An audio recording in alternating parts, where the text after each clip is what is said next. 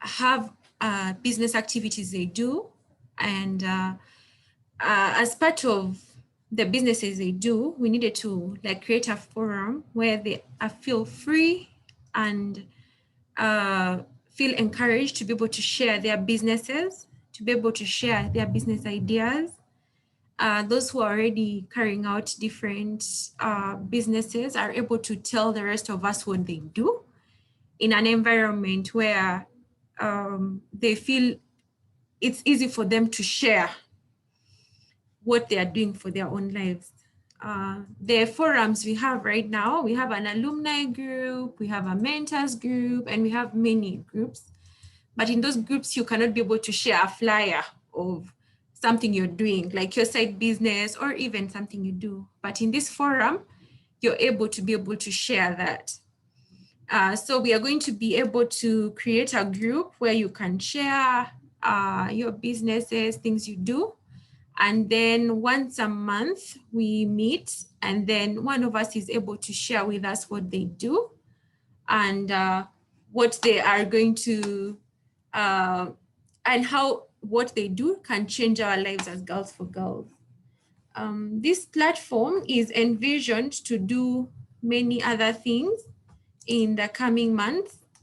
So apart from exchanging business opportunities and practices, we will have people come talk to us about different business models. We'll have some industry experts come through. We're networking and creating basically a strong female network support system. We will have workshops, master classes on different things to do with business to be able to support you.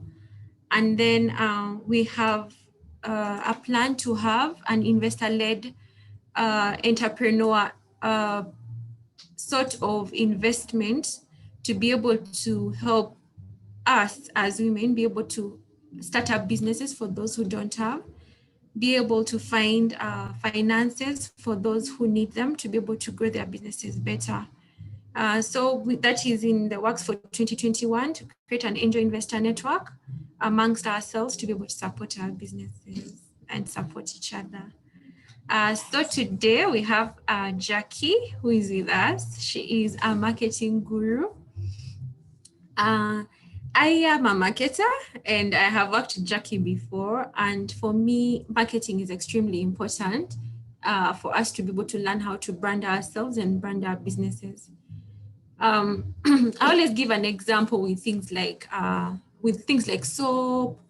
When we go to the supermarket, to make it very simplistic, when you go to a supermarket and you go to the aisle to buy detergent, do you buy Mukwano? Do you buy Ariel? Do you buy Omo? What do you buy? Sometimes, especially as a new person, or like as our children begin to learn to buy items, sometimes we buy things just because it's a brand. It has a certain name attached to it. And then we end up buying it just because of a name, nothing else. So that means a brand is extremely important. Me as a person, the kind of brand I create for myself means I am going to flourish in a certain way. If I am not intentional about creating my personal brand, then that also affects how I show up, how I come to work, how I come to my own business. It also affects all that. So I want to ask Jackie to introduce herself, introduce her company, and then tell us about how to brand ourselves and our businesses. You're welcome, Jackie. Thank you very much, Primera.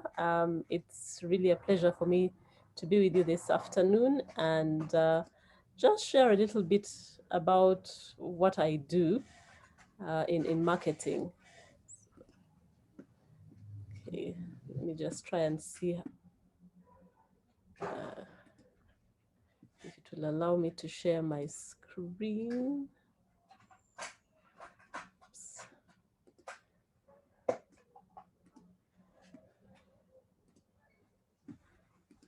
Okay, strange. For some strange reason, it doesn't want to.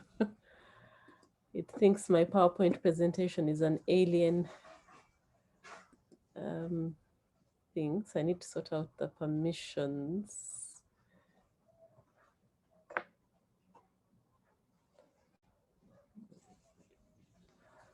Okay, while I'm sorting that out, I can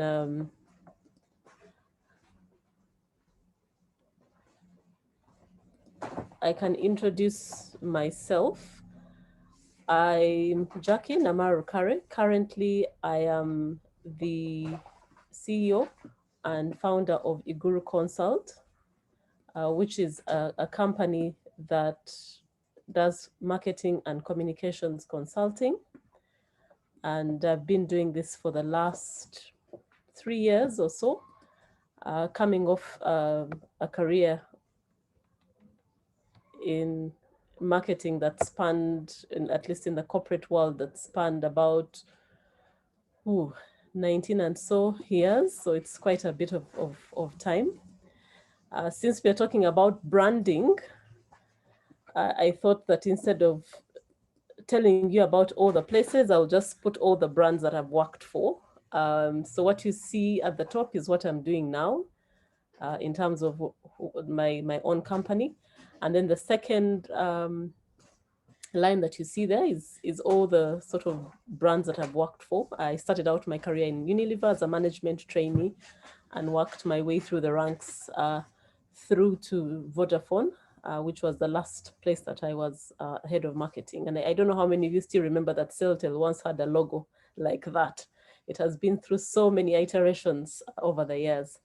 And then the last row is a mixture of things that appeal to me at a professional and personal level. So I am a fellow of the Chartered Institute of Marketing and a chartered marketer, just like you have chartered accountants. And I sit on the advisory council for the Uganda Marketers Society. So I represent CIM to make sure that we are aligned with that global agenda locally in Uganda. Part of a business networking fraternity of, if you like, community called Business Networks International, in short BNI, in the Sunrise chapter. And this is where business owners come together to support each other to grow business through a proven system of referral marketing. I'm a Rotarian. I'm still a toddler in Rotary. About maybe 2 years now. We were chartered in 2018. This year, I happen to be the president of my club. So I warmly welcome you to come and check us out. We are fellowshipping online at the moment on Thursday evenings from 6 to 7. So you're most welcome to join us. And then the last logo that you see at the bottom right corner of the screen is Sugar Cubes. Sugar Cubes is a support organization that my husband and I founded about 9 years ago, coming after our son had been diagnosed with type 1 diabetes. He was 1.5 years at the time, and we found ourselves in a situation where there weren't that many places where we could go to ask for help or to find parents and children who were looking to see how to navigate the world of diabetes. So in that group, we basically provide education and do a bit of advocacy work primarily for kids. So that's me in a nutshell. I am married to Dr. Don Rokare. And as my son usually reminds him, he says, but you're not a medical doctor. Yeah, he's a doctor of law. So I am a doctor by association, and we have one son, Daudi. So this is what I hope to cover. I will not go through every single slide, but I have provided Primera with the presentation. So any of you who want to access it after, you will have access to it. Because we have a very short time to get through quite a bit of material. So we are going to look at personal branding and then see how we translate that for business branding, and hopefully have some minutes left over for Q&A as well. So let's start with personal branding. So I'll just put these up on the screen. I know some of them are dead giveaway, but if you don't mind just typing in the chat so that I can get a feel. When you see those logos, what do you think about? They're all quite famous brands, mostly international. If you can just type for me in the chat and tell me what comes to mind when you see those logos.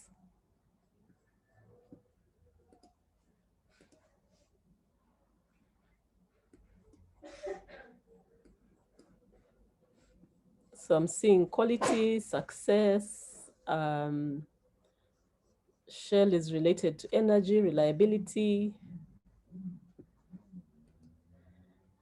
And then for those, no one is talking about capital shoppers. Okay. Flavia is saying they speak for themselves, but I want to know, what do they speak? Because all of those brands have some message, especially if you're using them. So consistency, availability, quality fuel. And for Shell, I think recently they just launched a state-of-the-art ISO certified lab that's going to really ramp up the standards for fuel quality in Uganda. So then, yeah, we know that they mean quality. Okay, so just like you see all these brands mean something to you, whether you consume them or not, similarly, your personal brand means something. So what about these ladies? When you see them, what comes to mind?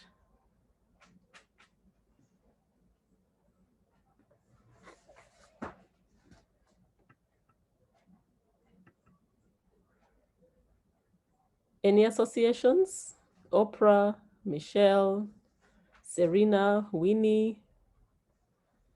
So resilience, powerful, awesomeness, inspirational, fame, success, purpose, hardworking. So just like we were seeing the associations with business brands, even person brands or personal brands also have associations. And I always tell when I'm teaching the marketing courses, I always say we need to make a distinction between personal brands, celebrities, and personalities. In Uganda, I don't know that we have, apart from people like maybe Winnie, there are very few people who have achieved that status of a personal brand in the truly global scale. And what do I mean by that? If you were to say that you are a product or service and you are associated with Oprah, it has weight, it carries meaning, it carries some commercial value.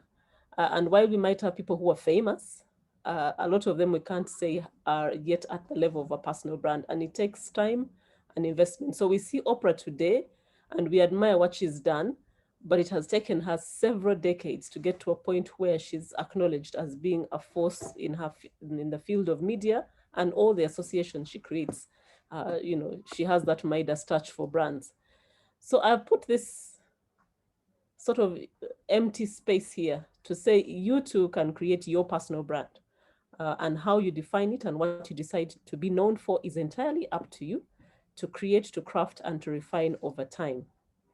So what are the components of personal branding? It's the intersection of how the world sees you and how you see yourself. And where those two meet in the middle is where you will find your personal brands. And how can we break this down even further? So we're looking at a combination of your purpose, and the purpose is your reason for being. Why do you think you exist? Why do you think you were put on this earth? Your mission, your vision, and your values. What personal and professional relationships do you have in your life or in your business if you're a business owner as well? And how well you tell the world who you are, what you do, what you're good at. If you have the first three in those circles, but you're not sharing what you can do for the world, it's like getting a candle and putting it under the bed. No one will see that light. So you still, in promoting your personal brand, you need to make that come to life. And so I've attempted to explain that by using myself as an example. So for me personally, I see that my purpose is to make a personal impact in the world. And how do I do that? Through two ways: through education and empowerment. So I'm always willing to share information, to share knowledge, to connect people, to encourage collaborations, and to provide people with the means to improve themselves, to go from where they are now to the next level that they want to go to. And then those boxes at the bottom, basically articulate what my vision, mission, and values are. And so when I'm going to engage in any project or activity, those are my filters. If it doesn't align to any one of those things, my purpose, my mission, or my vision, then I am not going to engage in it, because it means it's not going to do anything for me in terms of my personal brand. So what can we say about you as a brand? First and foremost, you are unique. There is no other person who is a better version of you other than yourself. So while it is nice to emulate or to be inspired or to draw certain strengths from a variety of other people, at the end of the day, you need to be reconciled with what you are and to understand that you're the best possible version of you. There is no other person. Even people who are twins are not the same, they are also unique. Then we need a certain level of authenticity. People can smell, you'll excuse my language, the BS a mile away. So if you come across as fake, insincere, and not being real in any way, people can tell and they will start to withdraw and back away from you. So we need that the true you coming through in your personal brand. Then who do you associate with? Colin Powell has done extensive work on the power of association. And his take was that you can tell the measure of a man, or if we take it in this case, the measure of a woman, if we look at the friends and the people that they hang up with. Are you only just associating with people who make you feel good but don't drive you to make, to push you out of your comfort zone and make you better? Or are you associating with people who pull you down? So you need to also think about how your personal brand is impacted by the people that are in your inner circle, because we make judgments based on what we can see by the people you've surrounded yourself with. Then you need to be the master of reinvention. I think this year, if not, if you've learned nothing, you've learned that you have to keep reinventing yourself to remain relevant. And I have used Angelina Jolie there as an example of a lady who is constantly changing the way she positions and packages herself to the world. If you followed her movie career, she started out when she was quite young as a model, and then was known as the typical sort of wild child starlet of Hollywood, with scandal following her everywhere she went. Then she settled down, got married, had children, transitioned into a producer, a director, and then I think she's a UN Goodwill Ambassador as well. So she's constantly changing this image that she presents to the world, because she's realized, look, the time for being that crazy wild person has passed. It's time now to think about what am I leaving behind for the world and change accordingly. Same thing for us if we're thinking about our personal brands. Who you were 10 years ago should not be the same as who you are now, like 10 years later. Something should have changed. So, how do you define what you are going to be? If you are currently in employment, then there are three areas where we intersect. So, this is a model by Graham Robertson, but it's borrowed from the Chinese philosophy or life philosophy of Ikegai, and we'll look at a little bit of it later in this presentation. And it's a combination of those three things: what you're great at or good at, um, and that's what will make you different from somebody else. What your employers are looking for, in other words, what skills. So if we say we're looking for someone who is a critical thinker, who can be innovative, who is creative, who works well with teams, who is a collaborator, if that's what employers are looking for, then you need to make sure that you've got those skills. And those are typically the soft skills that are not taught in school, but you learn in life and in the workplace. Then you also need to know, what do your peers do best? Because if you're going to be better or different, then you need to understand what is the common thing for people at the same level as yourself, and how can you distinguish yourself amongst your peers. At the intersection of each of those circles is the area where you want to focus, which is the green zone, which is the winning zone, because that is what you're good at and what employers are looking for. If you are operating in the red zone, then you'll be asking yourself, how come I'm applying for promotions or I'm applying for jobs and I never get them? That could be the reason why.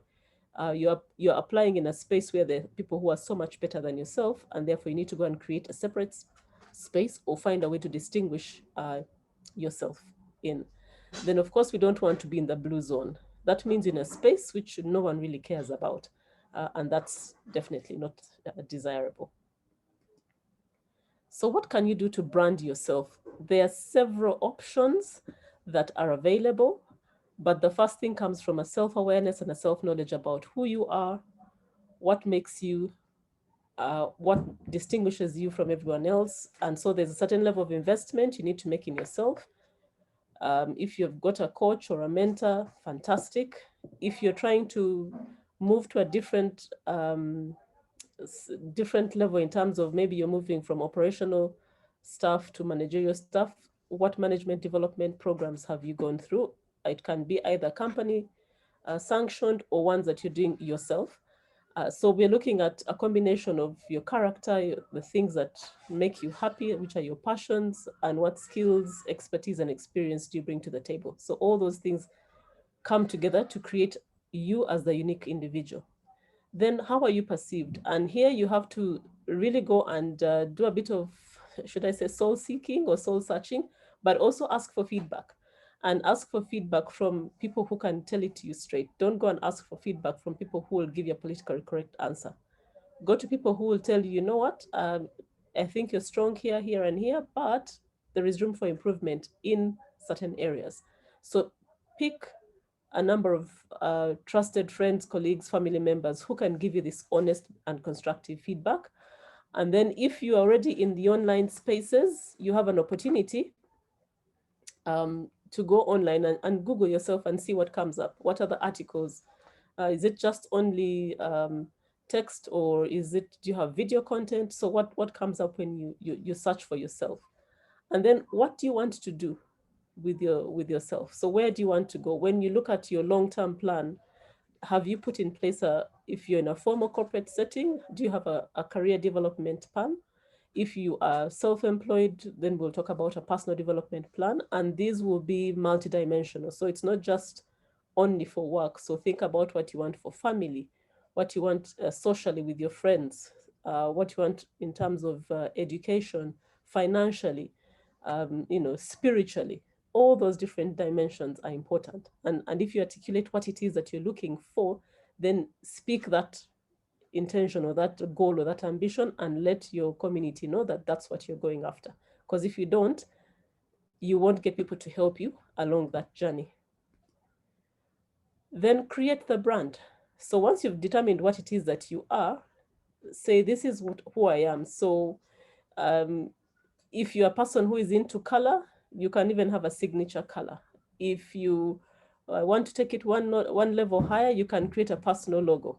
So things that identify that you as being the brand you, and which people can start to associate emotions, they can start to associate certain levels of credibility around your particular brand. If you have a slogan, please, attach that and publicize it so that people know. So every time you put out any content, especially if it's online, make sure it is accompanied by your logo elements. We shall see this when we look at the business brand. Then figure out, where do you want your personal brand to live? For me personally, I struggled initially because I was not very comfortable going online. I thought it was too much invasion of my privacy. But we live in a digital world now, so you can't run away from being online. So pick or start with something which you're comfortable with. If you are comfortable on Facebook, start by using your Facebook maybe page and start to put out content that relates to how you want your brand to be perceived. For me personally, if you like, my sitting room is LinkedIn, and then the bedrooms are Facebook, Twitter. Occasionally I'll do some stuff on Instagram. Um, but my main online home is on LinkedIn because that's where I've grown a community and I feel most comfortable there because I visit primarily to showcase what I am professionally. But there are other places where you can also go to create your ecosystem. If you have a particular hobby or talent and you really want people to associate, so that if you're good in say, for example, music, there are now so many platforms. I mean, on YouTube, you can create your YouTube channel and publicize your content. So I have a niece, and that's the route she's taken. She's on YouTube, and that's how she grows her audiences. That's how she showcases what she's working on. That's how she creates her audience engagement. So pick and choose the areas where you feel most comfortable with. At least pick one and start from there and start to share content about what you're doing at a personal level. Now, the level of sharing you do is something which you need to decide. Some people are very open and they will share everything. I am not that kind of person. I will share what I think is appropriate. But every time you do that content sharing, try and make it something that your audience is interested in and which is relevant in terms of how they associate that content with you. It can be your own content, but you can also share other people's content.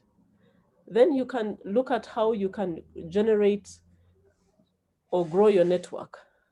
Again, we are so fortunate that online, your network can be created virtually around the world. Before we were restricted by the physical spaces, but now I can create events on Facebook, I can create events on LinkedIn, on Zoom, and a whole host of video conferencing applications, and start, to talk about the things that matter to you or to myself.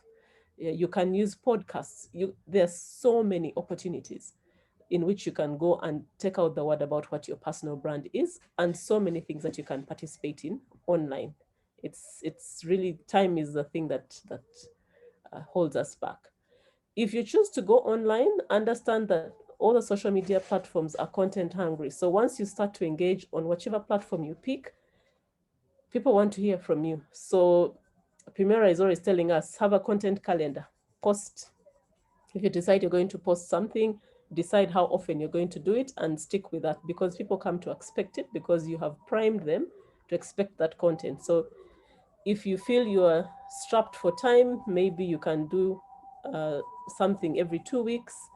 If you have a bit more time, maybe a week or once a week or several times in a week. But always look for content which is meaningful to you and to your the audiences that you have on these platforms.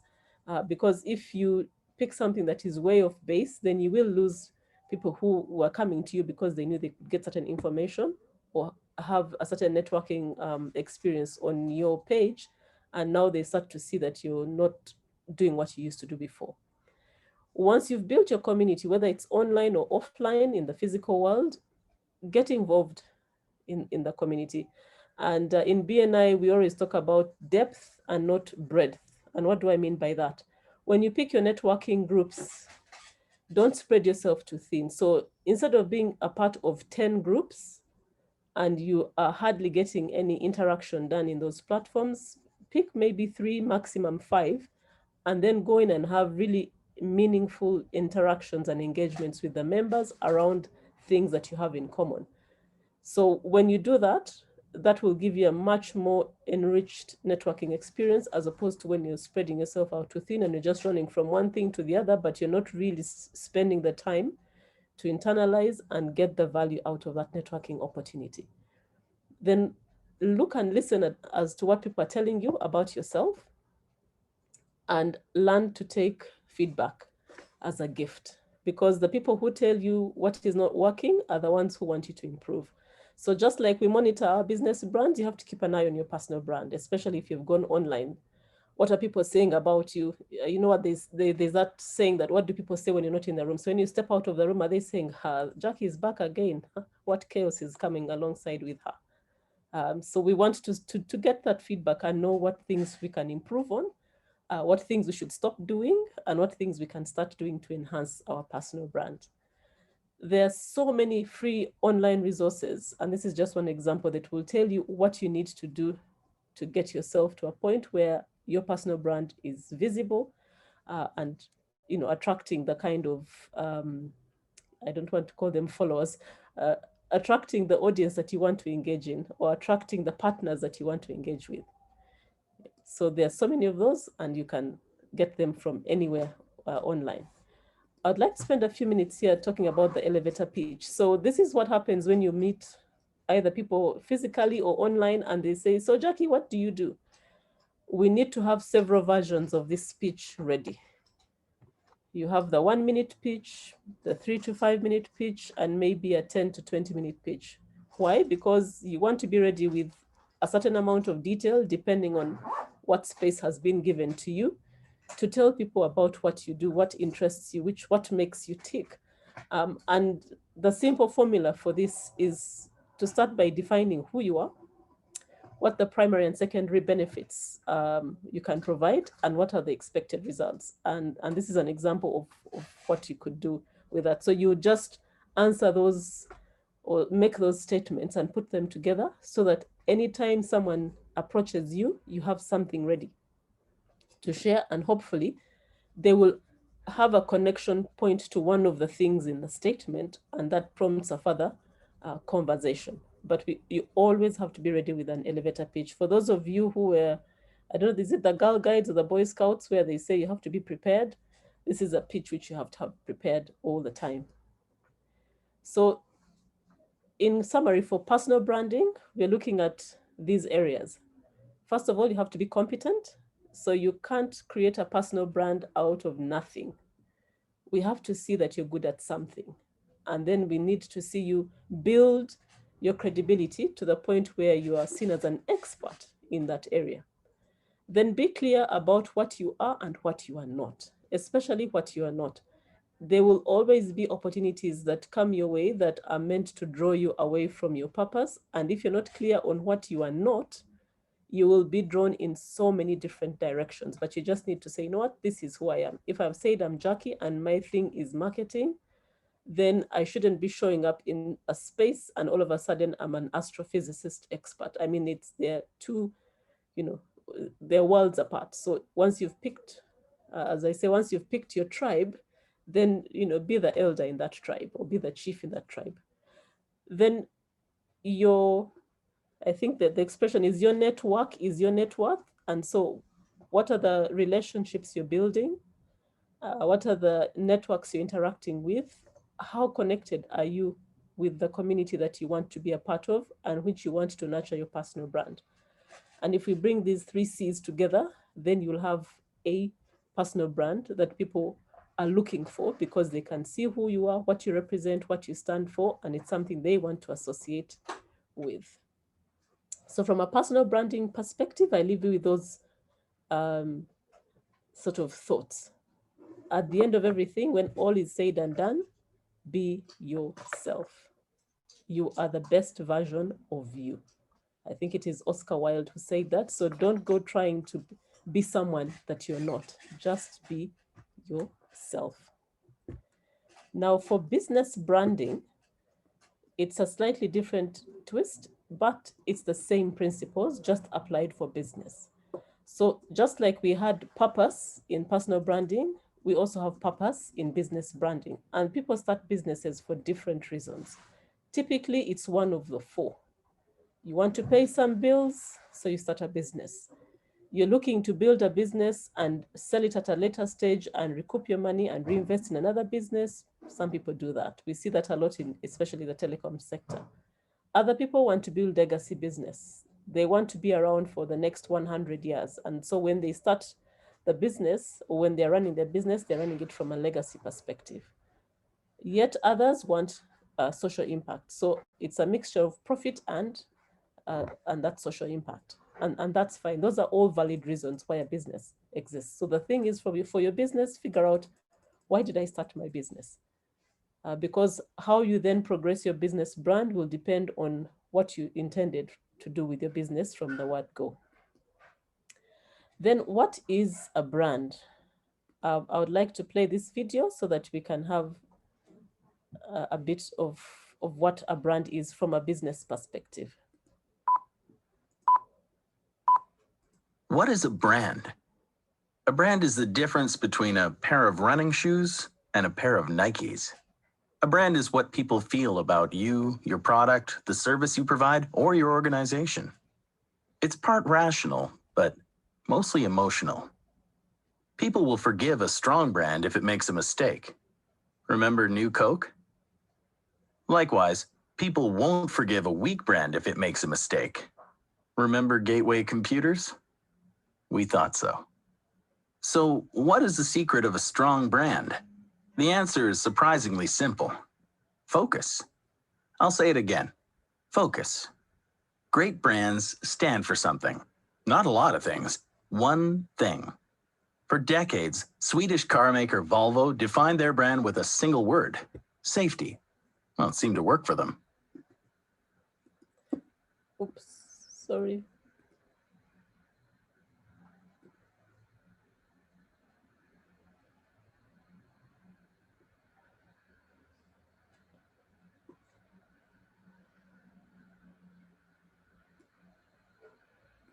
don't seem to work for them.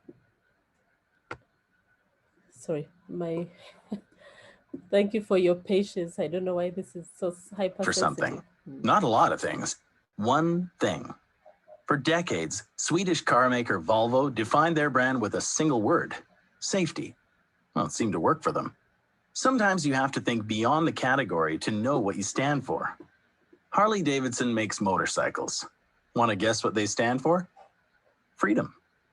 Not a more powerful engine, not a more reliable bike or a smoother ride. Freedom. Brands are experiential. Take Starbucks. They differentiate themselves in many ways and offer a consistent brand experience in every Starbucks you visit.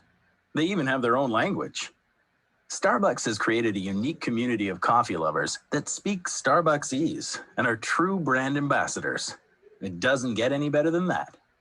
Starbucks had realized they weren't in the business of serving coffee. They were in the business of serving people. So, can you put a monetary value on a brand? The people at Interbrand Research can. Remember the fine folks at Coca-Cola we mentioned earlier? Care to guess what their brand is worth? That's right. According to Interbrand, about 61% of the value of the Coca-Cola Corporation is brand. That's a lot of cash. Here's the monetary value of some other brands you'll be familiar with. So a brand is worth protecting and nurturing. But how? Here are a few key points to help maintain or even grow your brand. 1. Be different. The world is filled with parody products and services. Make yours stand out. 2. Be vigilant. Don't allow your brand to do things it shouldn't. Don't be the gateway computers of your category. 3. Be relevant. The marketplace changes constantly. Make sure your brand keeps up. So, who really owns a brand? The brand manager? The VP marketing? Brands are owned by the people. It used to be a company would tell people about their brand. It was pretty much a one-way thing. Now, it is much more of a conversation. But don't worry, this instant feedback can be very useful. It gives you a glimpse into what's in the hearts and minds of your customers and allows you to take action when you need to. It can also help you stay focused, and that's a good thing. So let's recap. A brand is much more than your logo or the color of your truck fleet. It's something intangible. It's what people think of you, but mostly on an emotional level. Great brands are focused. They stand for something. Great brands are not just seen and heard, they're experienced, and in a way that is uniquely theirs. A brand can have tremendous value and should be treated that way. Keep your brand healthy by being different, vigilant, and relevant. And finally, never forget that people, your customers, own your brand. Listen to them, respect them. Most of all, earn their trust. Okay, so I had talked earlier about the Ikegai Principles. So the Japanese have this life philosophy that all of us have been put on this earth for a purpose. And the intersection of what you love, what you're good at, what you can get paid for, and what the world needs, if you can find that thing in the intersection of all of those circles, then you have found your purpose in life. And they've articulated the other intersection areas. So if you're doing something you love and you're good at it, that's your passion. If you're good at it and you can get paid for it, that's your profession. If it's what the world needs and you can get paid for it, that's your vocation. And if it's what you love and the world needs, that's your mission. So where all those things come together is your purpose at a personal level. So this principle has been translated for business. And this is what it translates to, because even in business, like this I mentioned earlier, we need a purpose. Why did we start the business? And this way of thinking can guide you on figuring out whether the business you're in is one which actually has purpose, or whether you're just in it for the sake of it. Because if you're not driven by purpose, and I believe this year a lot of businesses found out that they were just existing, they were not being driven by anything meaningful. So when all of that was stripped away, it called into question all the things that they've been doing for all these years, because all of a sudden it didn't make sense to continue the way they were doing. If you want to look at it another way, there's a company called IDEO, which does a lot of work around helping businesses to figure out what their path is. And their model is centered around those 5 areas. You're either making life easy by reducing friction, you are promoting prosperity, you're encouraging people to go out of themselves and explore, you are bringing happiness into their world, or you're enabling potential. And so if the Ikegai principle doesn't work for you, this one is also a good model or framework for you to determine, where does my business fit? Can I find purpose in one of these 5 areas? And each of those areas has been further split down into if you like, purposes, where you can typically put yourself in one of those or a couple of those areas, and that defines what your business purpose is. So again, a video from Simon Sinek. He's quite respected on this topic, and let's see what he has to say about purpose for business. Every organization on the planet knows what they do. Some know how they do it, the things that you think make you different or special or stand out from the crowd. But very, very few people and very, very few organizations can clearly articulate why they do what they do, that purpose, cause, or belief that drives everything you do. And that's really essential. All the great organizations in the world all have a sense of why that organization does what it does. So here's a way you can find your why. Here's a way you can understand what makes you at your best. If you simply take a look at your career, your past, and you sort of plot the times where you were naturally at your best, where everything went perfectly, even if it wasn't a commercial success, you loved, and that's the important part, you loved being a part of it. And you'll find that there's a pattern. You'll find that the thing that was driving you in each of those times was exactly the same. That's because that was your why. In those particular cases, it was an accident. But when you know that cause, when you know that why, you can now do it prescriptively in the future. Okay, so articulating your purpose is important for a business, and that business might change. Normally, it's a fairly long-term thing. It doesn't change that often, but you will go through certain periods in the journey of building your business, whether either the customers or the environment in which you're operating forces you to rethink whether you're really doing the right things. So for me personally, for my business, I have been going through that process of reflection and saying, what is it that I am constantly getting feedback is something that I'm good at? And is it time to now pivot and change and follow that path, as opposed to trying to force yourself into boxes which you really don't fit in anymore? And that's a journey that you have to sort of explore for yourselves as a business owner.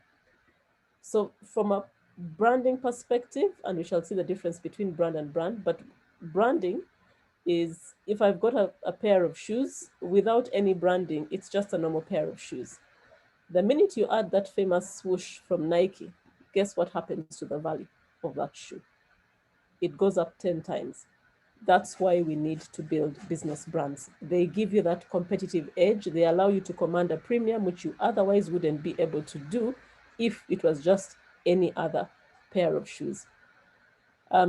John Stewart of Quaker had that quote, and basically what he's saying is that there is equity in brand. If you stripped out everything and you took all the physical assets out of a business and you were left with brand, he says he would go with brand, because he knows with brand he can build a business afresh and still be successful. So what's the difference between the two? We often use this interchangeably, so you'll forgive me, I'm going to go a bit technical here in terms of marketing. Brand is, I've used those images maybe to try and simplify. So brand is what you connect with, whether it's for your employees or your external customers. It's a heart thing, it's an emotion thing. Branding, on the other hand, is like the toolkit that allows you to bring your brand to life in a way that's meaningful for your staff and for your customers. So when a brand talks about a promise, that's a brand promise.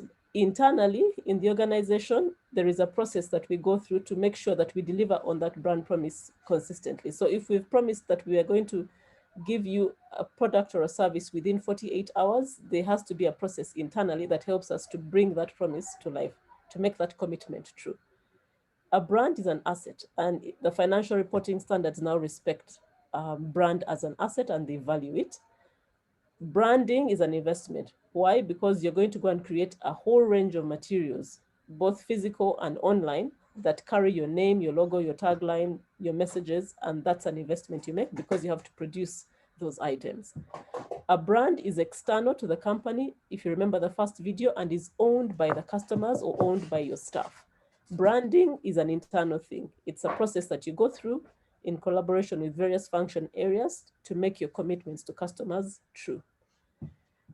It's a hearts and mind thing for brand. Internally, you have to have the capability and the wherewithal to actually make this work for you, your organization. When we talk about loyalty for brands, for branding, it's about equity. So the people who've invested in you, who are committed to purchasing your products and services, how are you returning on that investment they've made with their wallets and with their hearts and their minds? I know this is a bit technical, but I hope this puts it into perspective, especially for a business. So what are the benefits of branding? There are several, and they're fairly straightforward.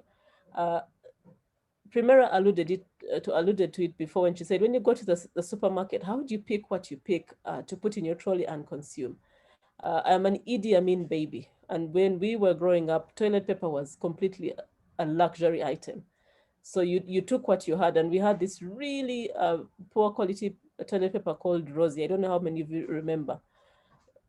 Like really poor quality, scratchy, blue in color, some funny shade of blue. You never quite knew what you were getting. Fast forward to today, and you have single ply, double ply, quilted, varying degrees of softness, scented, unscented, packed as singles, in I don't know, 4s, 6s, 12s.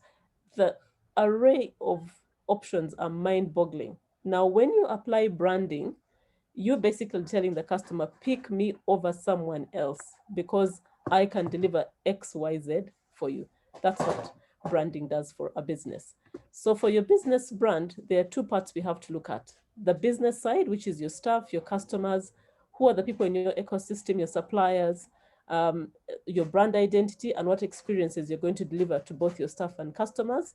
And because most businesses are owned by people, there is also a certain level of overlap that comes from your personal branding that has an impact for your business. And here we're looking at two things, your character and your competence. And all those are operating in a space where you've defined your purpose. It is clear what your mission, vision, and values are. And we can see that the culture that you have in your company is one that promotes for the brand to be center stage. So how would you go about creating the brand? First and foremost, who are you going to target? Which people are you after? And as the more specific you are about your target audience, the best. If you haven't already established your mission, vision, and values, please do that because those are the compass for your business. Those are the things that provide the direction for where you want to go. Then you need to create some identity. People need to see you in terms of either physical presence or an online presence, and then we need to hear your voice. When we hear about your brand, what comes to mind? When you talk about Jessa Diary, what do we know Jessa for? Is it a family-oriented product? If you talk about Nile Breweries, what do you hear about? What do you know about them? If you talk about your Rolex guy down the street, he also or she also has a brand voice. Then more importantly, once you've determined your elements, put them to work.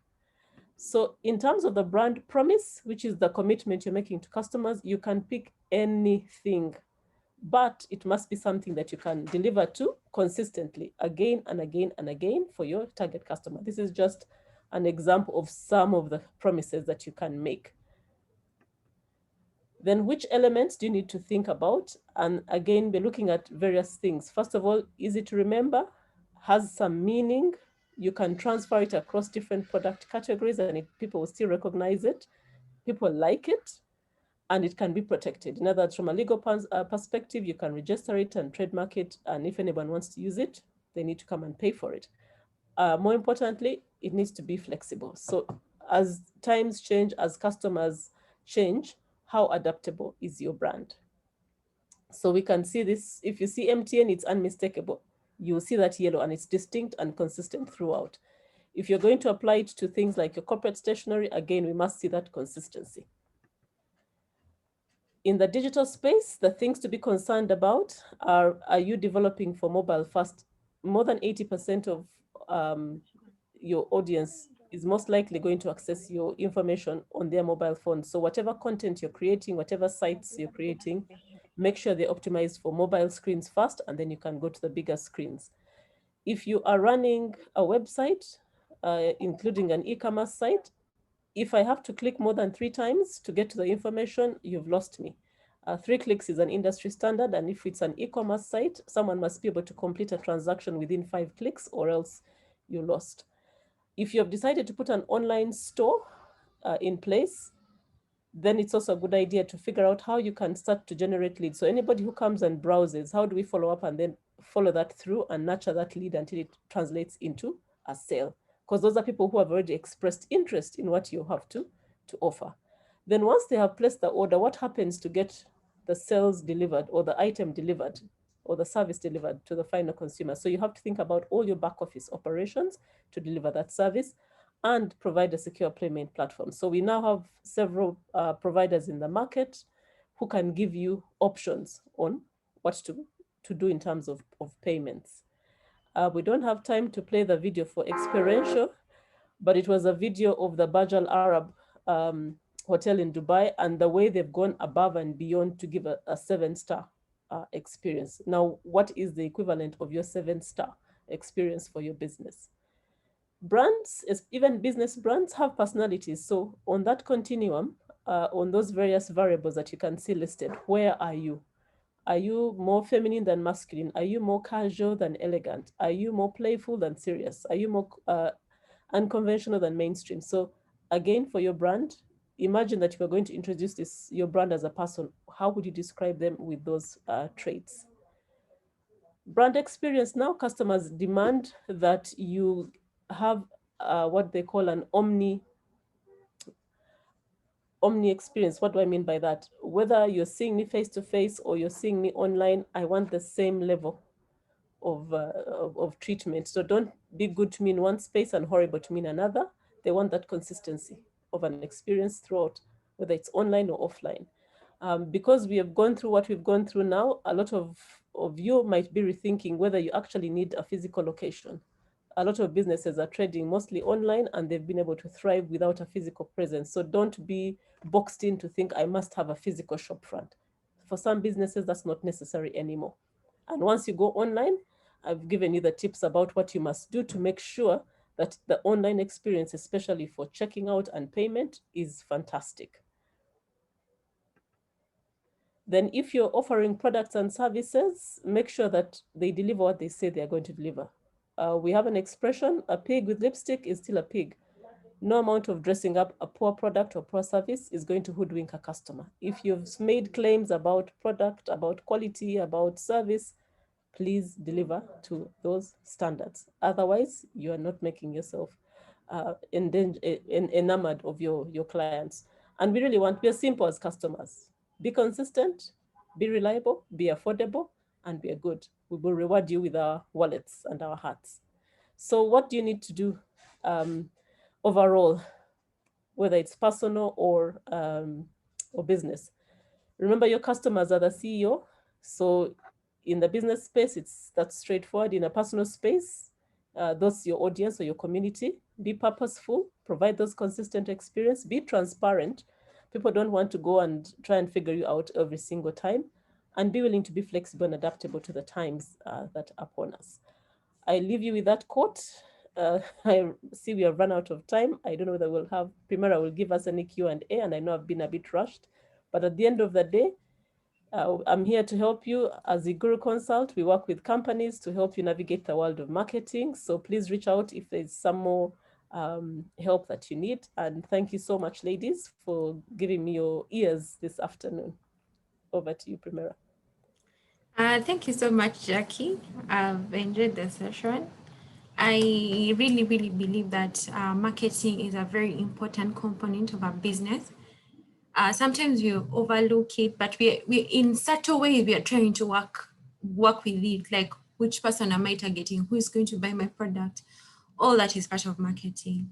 And Jackie, please put your contact on the chat so that people can be able to reach you and be able to, I'm going to share the slides I have put up a link for people like who want to like join the business forum and all. Please give me your information. You can also send me a message. I'm going to put my number right now.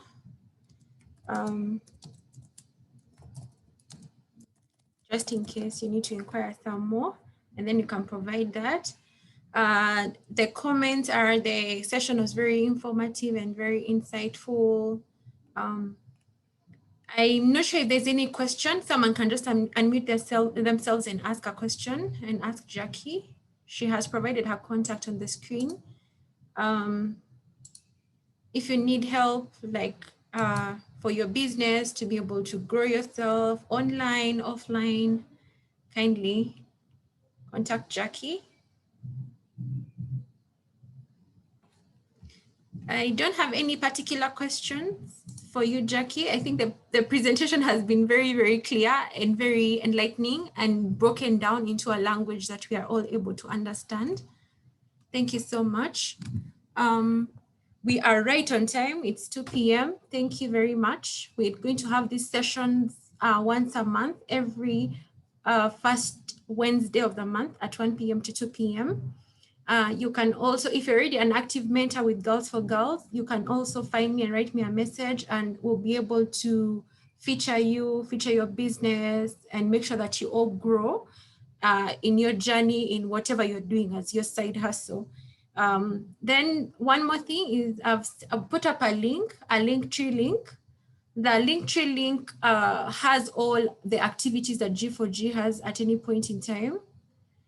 We are going to be having a session.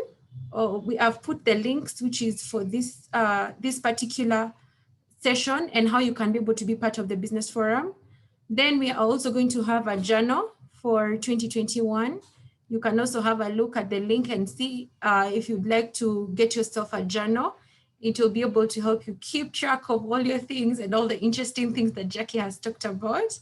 And we're also going to be able to update you with other activities through the month that are going to be available at the end of December and the beginning of Jan.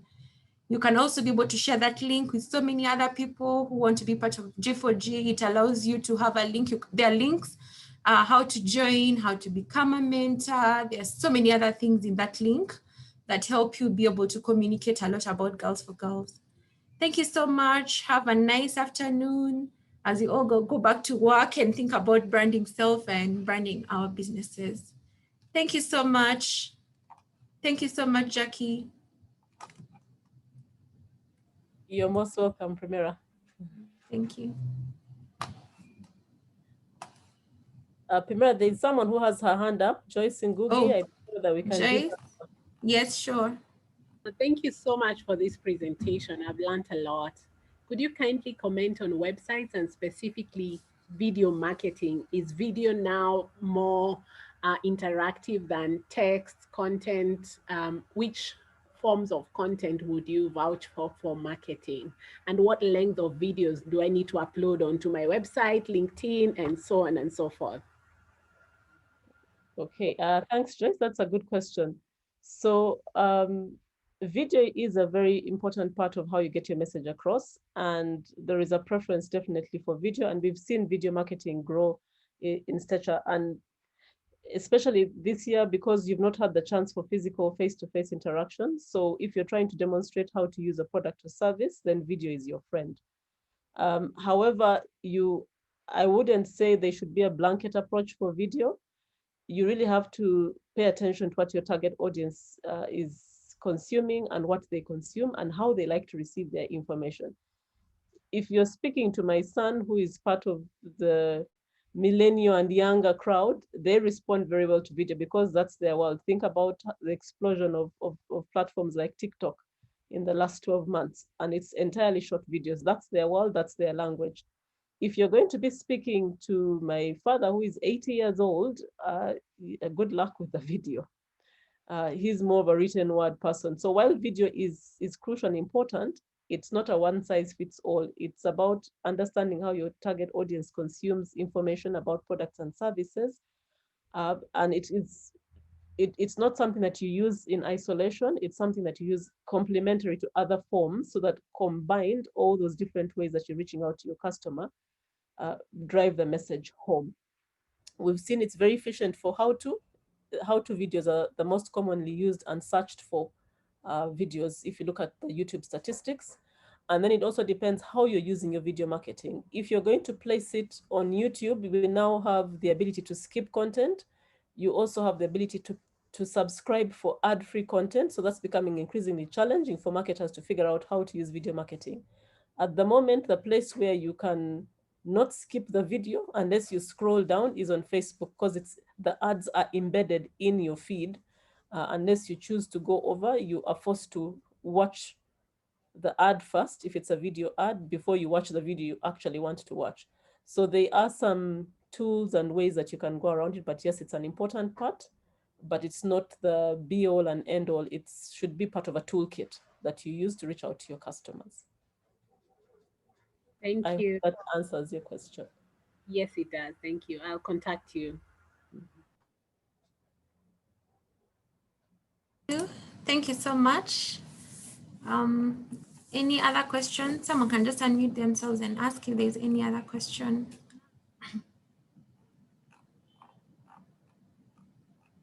Otherwise, thank you so much. Thank you, Jackie. You're welcome. It was my pleasure.